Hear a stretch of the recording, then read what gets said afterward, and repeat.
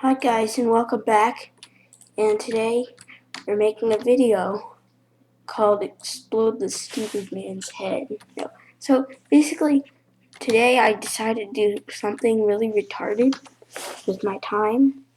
When that would be to create a giant statue of a retarded man. So before I blow him up, I'm going to turn the time today. So basically redstone wiring is going to go into this guy.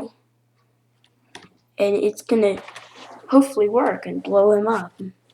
It might take a little bit for the head to blow up, though. So let's click this and see what happens. Nothing's happening. Is it broken? Oh, I know why.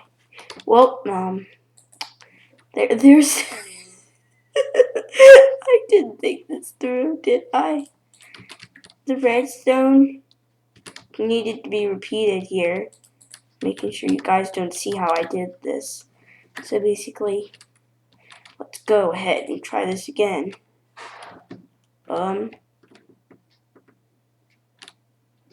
Yay, it didn't work, and I know exactly why. So basically,